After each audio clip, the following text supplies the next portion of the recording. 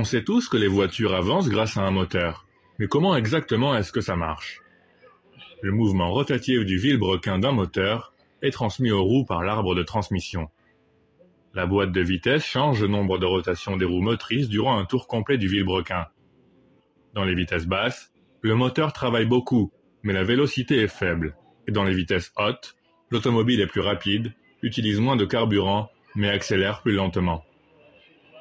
Le moteur le plus communément utilisé dans les automobiles est le moteur Otto à 4 temps. Il convertit le mouvement vertical des pistons en mouvement rotatif du vilebrequin. Le vilebrequin entraîne la rotation de l'arbre de transmission et de l'arbre à cames grâce à la courroie de distribution. L'arbre à cames sert au fonctionnement des soupapes, qui assurent l'approvisionnement en carburant de la chambre à combustion et l'expulsion des gaz d'échappement au travers d'une ouverture-fermeture rythmique et coordonnée. Le premier mouvement linéaire est l'admission. Le piston bouge vers le bas, ce qui fait diminuer la pression dans le cylindre.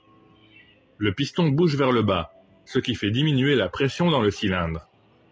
La soupape d'admission s'ouvre, et un mélange d'air et de carburant s'introduit à partir du carburateur dans le cylindre. Le second mouvement linéaire est la compression. Les soupapes d'admission et d'échappement sont toutes les deux fermées à ce moment.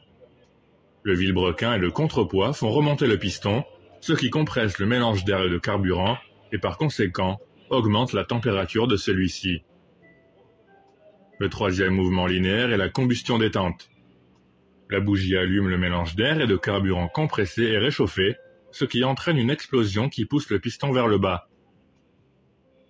Le quatrième mouvement linéaire est l'échappement. Le piston remonte, la soupape d'échappement s'ouvre, et les gaz d'échappement sont expulsés du cylindre. Comme tu peux le voir, le mouvement linéaire du piston est transformé en mouvement de rotation du vilebrequin à l'intérieur du moteur. L'énergie nécessaire au mouvement du piston est fournie par la combustion du carburant. Le moteur à 4 temps utilise de l'essence. Une caractéristique importante de l'essence est son nombre octane. Plus il est élevé, plus le point d'ignition est élevé, et l'essence peut donc être plus compressée. Le résultat est une plus grande efficacité.